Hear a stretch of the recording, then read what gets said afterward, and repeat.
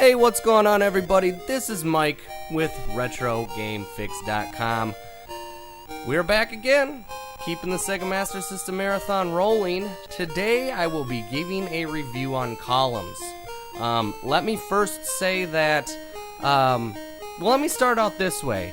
Out of the book Console Wars, written by Blake J. Harris, Klinsky, the CEO of Sega at the time, well, pre-Sega, said that, in comparison to the Game Boy and Tetris, said the Game Gear, and now this is Sega Master System obviously, but essentially the same game, featured a similar game called Columns, which seemed to be equally as addictive, yet instead of staring at the dull yellow coloring of the Game Boy, he was playing with vivid, glorious colors. Now, granted, Tetris on NES was colored as well, but to say it was equally as addictive seems like a reach, in my opinion. Is Columns fun? I didn't have much fun with it. That's not to say others won't, because games like this, the gameplay and what people like is pretty subjective. So, but essentially you are you don't turn your items, as you can see me playing right here.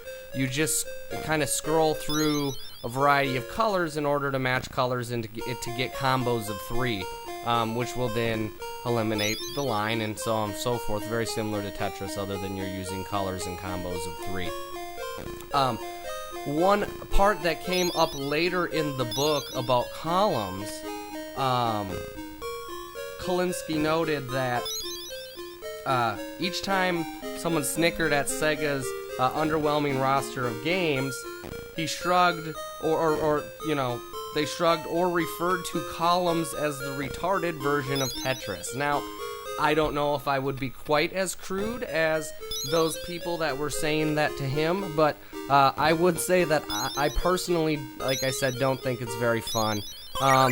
Yeah, I mean, I suppose at the time it was colorful, and I suppose it, was probably maybe addicting because it was new back then, but in my opinion, Tetris holds up.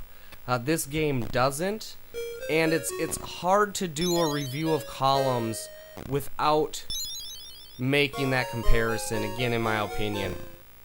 But that's not to say that others won't like it. I just don't think it was really my cup of tea as far as strategy / puzzle games go. And I think it gets faster and more difficult as the game goes on.